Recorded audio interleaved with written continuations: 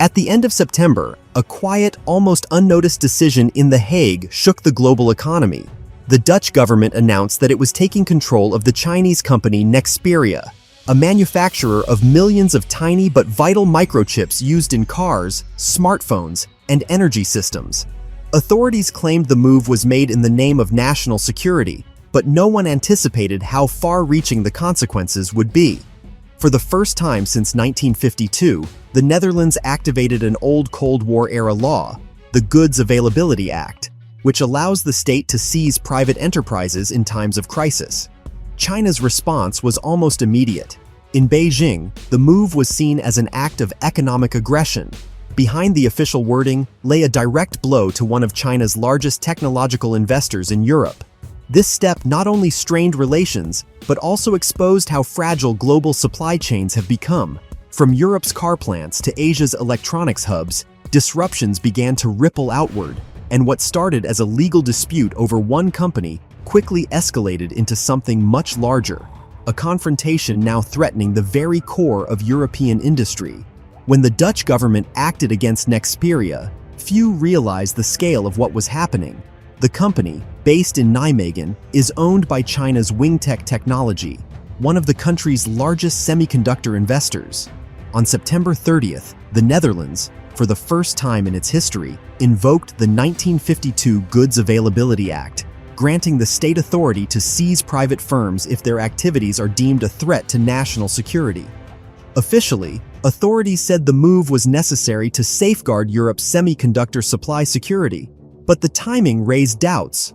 Washington had been pressuring its allies for months to restrict the operations of Chinese tech companies.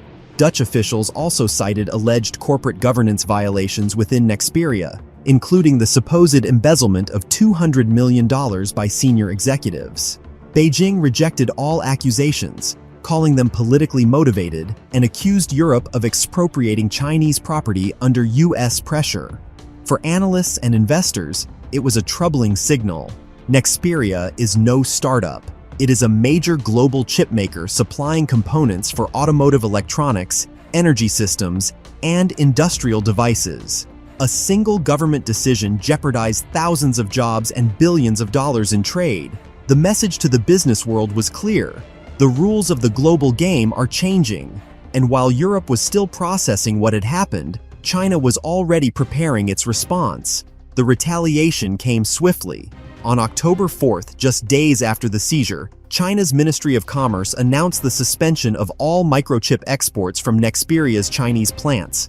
What had begun as a legal dispute instantly turned into an act of trade retaliation. Key components, transistors and electronic control units, the very chips that regulate braking systems, batteries, and dozens of other automotive functions, were banned from export. European automakers quickly realized the depth of their dependency.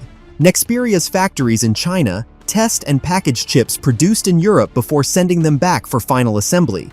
Once exports were halted, the chain collapsed. Production schedules had to be urgently rewritten. Engineers began warning that even brief delays could halt assembly lines within weeks. The European Automobile Manufacturers Association publicly stated that the situation threatened factory shutdowns across the continent. Analysts noted that most car plants had chip reserves for no more than 3 to 4 weeks. Beijing's move was not merely symbolic. It struck at the very heart of European industry. The export ban sent a powerful signal to both Washington and Brussels. If the West is willing to confiscate Chinese assets, China is ready to wield its manufacturing might as a weapon. While containers sat idle in Shanghai's ports and European suppliers scrambled to find alternatives, the crisis shifted from negotiation tables to actual factory floors. That was when Europe began to grasp the true scale of what was unfolding. By the end of October, the situation had spiraled out of control.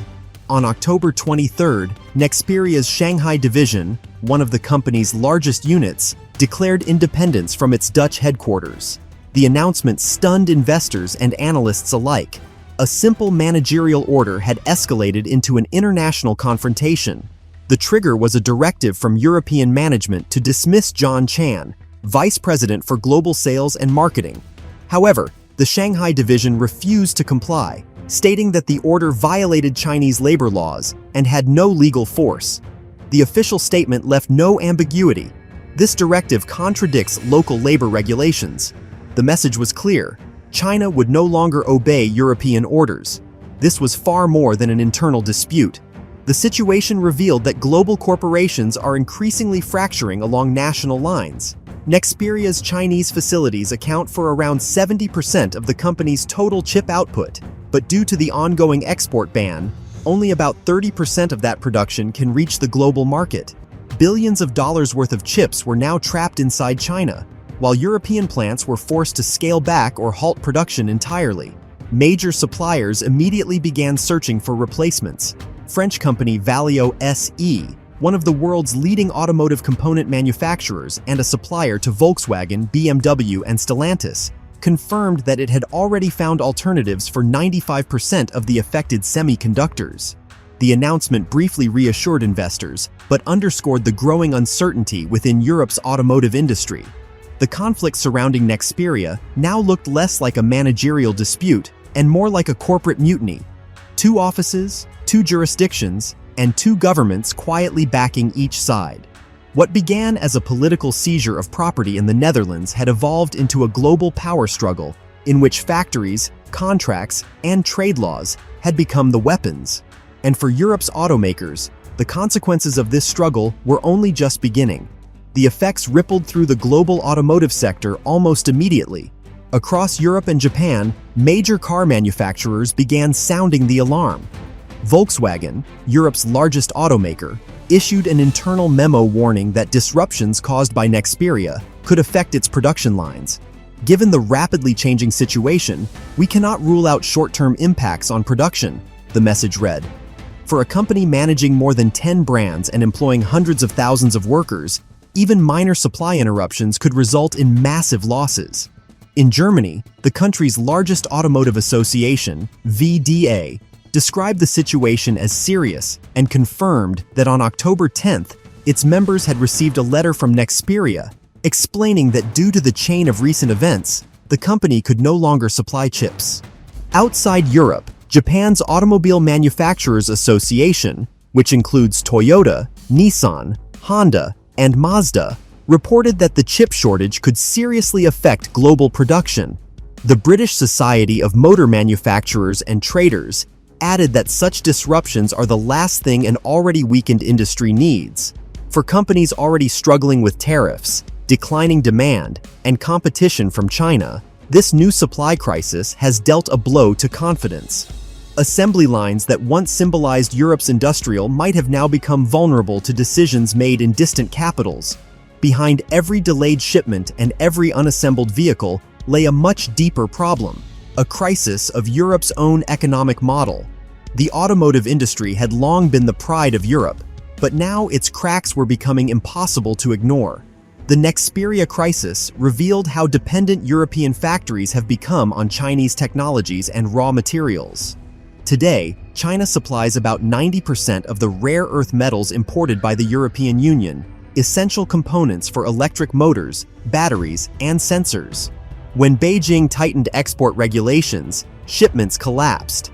In September alone, exports of these materials from China fell by 31%, according to Chinese customs data. What began as a microchip shortage has evolved into a full-scale industrial crisis. The future of Europe's manufacturing now depends on whether the continent can adapt quickly enough to regain control over its own production before it slips away completely. And so, the main question arises: has Europe entered a battle it was never prepared to fight? Share your thoughts in the comments, and if you're following global economic developments, subscribe and turn on notifications so you don't miss upcoming videos.